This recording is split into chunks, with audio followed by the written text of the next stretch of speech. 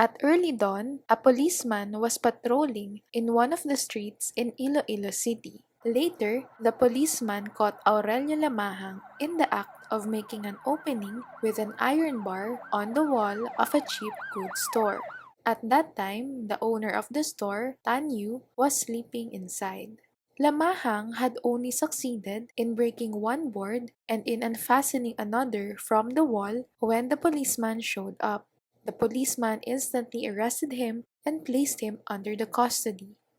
The provincial fiscal of Iloilo, the trial judge, and the solicitor general found him guilty of attempted robbery. Is Aurelio Lamahang guilty of attempted robbery? The court ruled in the negative. The attempt to commit an offense which the penal code punishes is that which has a logical relation to a particular concrete offense, that which is the beginning of the execution of the offense by overt acts of the perpetrator leading directly to its realization and consummation. The attempt to commit an indeterminate offense, inasmuch as its nature in relation to its objective is ambiguous, is not a juridical fact from the standpoint of the penal code.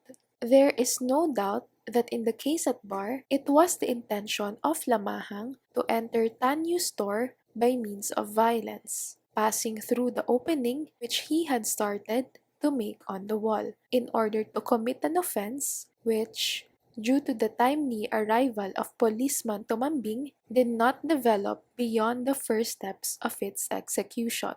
But it is not sufficient for the purpose of imposing penal sanction that an act objectively performed constitute a mere beginning of execution. It is necessary to establish its unavoidable connection, like the logical and natural relation of the cause and its effect, with a deed which, upon its consummation, will develop into one of the offenses defined and punished by the code. It is necessary to prove that said beginning of execution, if carried to its complete termination, following its natural course, without being frustrated by external obstacles, nor by voluntary desistance of the perpetrator, will logically and necessarily ripen into a concrete offense. Thus, in case of robbery, in order that the simple act of entering, by means of force or violence, another person's dwelling may be considered an attempt to commit this offense, it must be shown that the offender clearly intended to take possession for the purpose of gain of some personal property belonging to another. In the instant case, there is nothing in the record from which such purpose of Lamahang may reasonably be inferred. From the fact established and stated in the decision that Lamahang on the day in question was making an opening by means of an iron bar on the wall of Tanyu's store, it may only be inferred as a logical conclusion that his evident intention was to enter by means of force said store against the will of its owner, that his final objective, once he succeeded in entering the store, was to rob, to cause physical injury to the inmates, or to commit any other offense. There is nothing in the record to justify a concrete finding. In view of the foregoing, the court is of the opinion, and so hold,